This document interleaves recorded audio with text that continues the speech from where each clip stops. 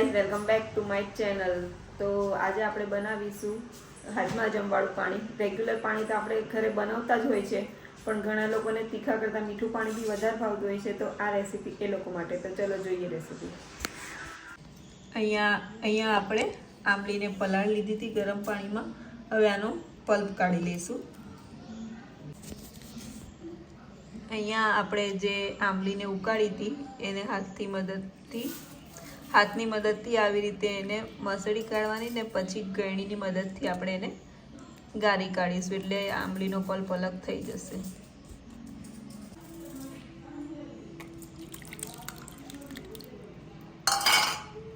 તો આપણે આંબલીનું પાણી કાઢી લઈએ। હાજમા જમવાળું પાણી બનાવવા માટે આપણે હાજમુલાની આટલી ગોળીઓ લીધી છે, એને આપણે વાટી કાઢીશું। આમાં આ તૈયાર થઈ ગયો છે આપણો આ હાજમુલાનો પાવડર। તો આપણે જે આંબલીનું પાણી બનાવ્યું હતું એ આંબલીનો પલ્પ વાળું એ ઉમેરીશું આપણે। એમાં આપણે હાજમા જમવાળું પાવડર ઉમેરી દઈશું, થોડો સંચર પાવડર ઉમેરી દઈશું એમાં આપણે।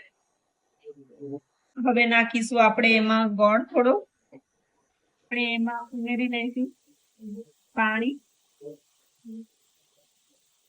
થોડું આપણે એમાં મીઠું નાખી દઈશું।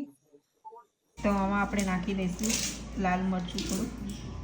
તો આંબલી થોડી ખાટી છે એટલે ગોળ થોડો વધારે નાખવાનો છે, એટલે આટલી ક્વોન્ટિટીમાં આપણે ગોળ નાખીશું એમાં।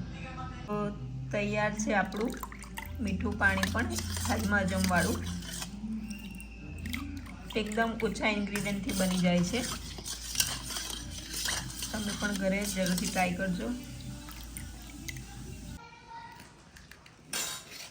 તો આપણે ટ્રાય કરીશું હાજમા હજમ એટલે કે મીઠું પાણી।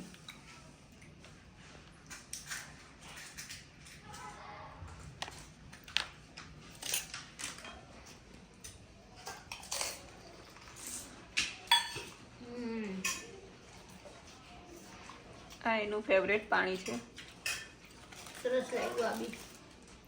તો તમે જોયું જ ને કેટલું ઇઝી રીતે મીઠું પાણી ઘરે બનતું જ હોય છે, અને એકદમ ઓછા ઇન્ગ્રીડિયન્ટ સાથે। તો તમે પણ ઘરે જરૂરથી ટ્રાય કરજો અને એન્જોય કરજો મીઠું પાણી।